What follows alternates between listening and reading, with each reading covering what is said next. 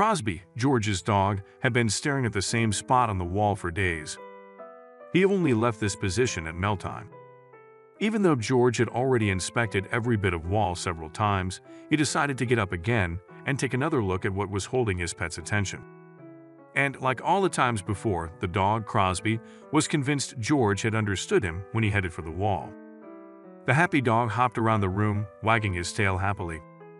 The inspection had been in vain again. George didn't understand at all. What was wrong with that wall? George Miller, a 29-year-old bachelor, had become very lonely after moving to another city. He decided to go to the shelter and fell head over heels in love with Crosby, who was still a puppy at the time. George loved his four-legged friend, and over the years he learned that a dog is indeed a man's best friend. Crosby was George's favorite topic of conversation. Whether on a date or chatting with colleagues over lunch, he often talked about his dog. Crosby is one of the sweetest animals you will ever meet, he would say. And he's very loyal. George had no idea what adventure he would have thanks to Crosby. Crosby was kind to everyone he met, both humans and animals. Still, he had some favorites, including George's neighbor's cat and dog. For years, Crosby played with his furry neighbors, much to the delight of human onlookers. Unfortunately, disaster struck, and his two best friends died shortly after each other. A huge downer for Crosby, as he was such a social animal. This was the main reason George took him to the dog park so often. That is why it raised many questions for George when Crosby no longer wanted to play with his animal friends suddenly.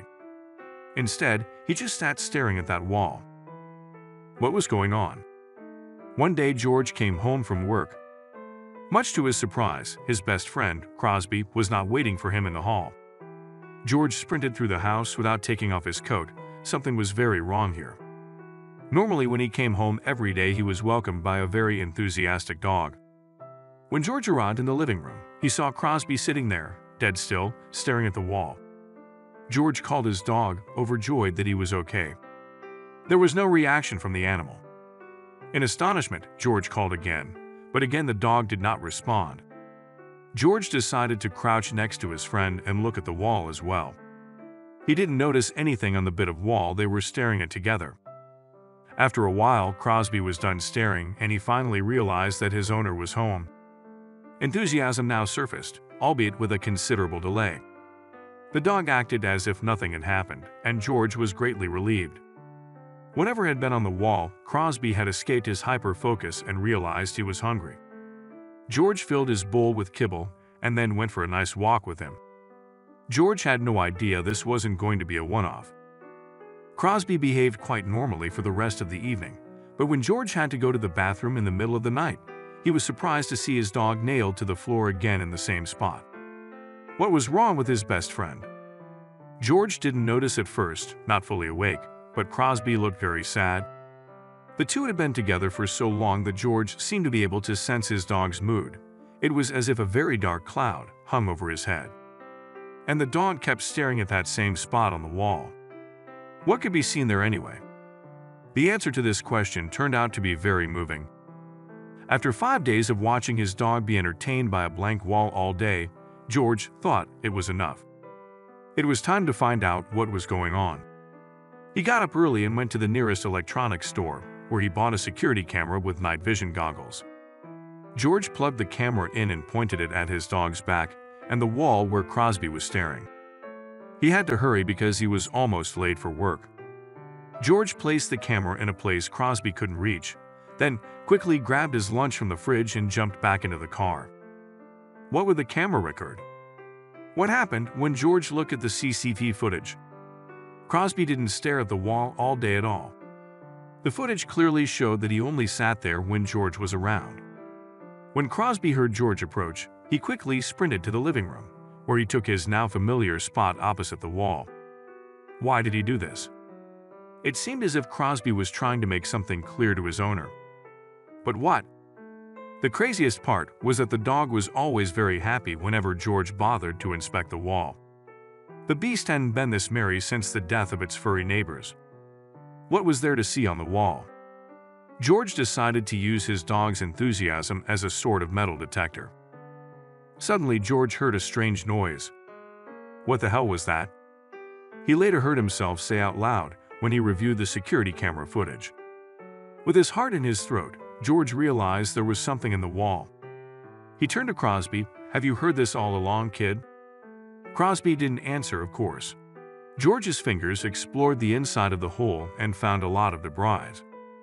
Dirt, insulating material, bits of plasterboard. The expected result of digging into such a hole in the wall.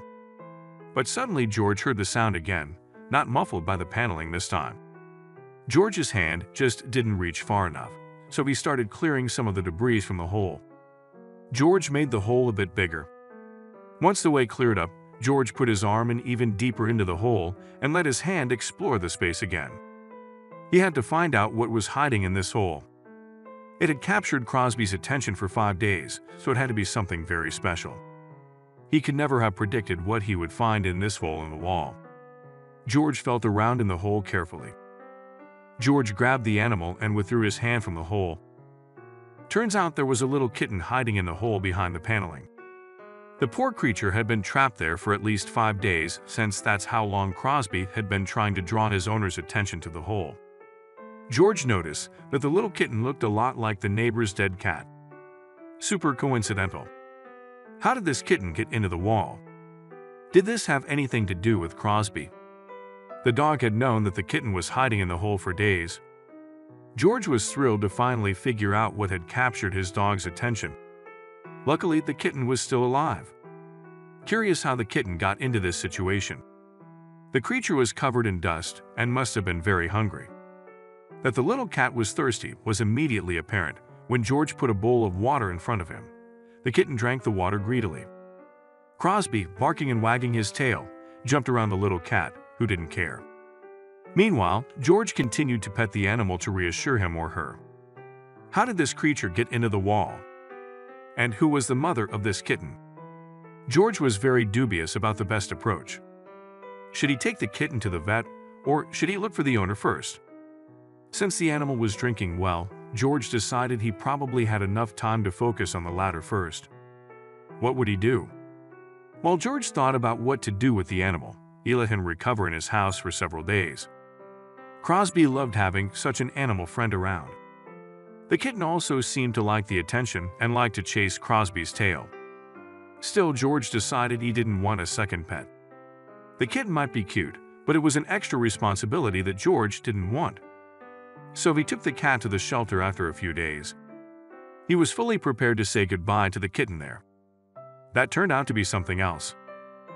George's heart was already breaking when the cat, mewing, sat in the basket on the passenger seat.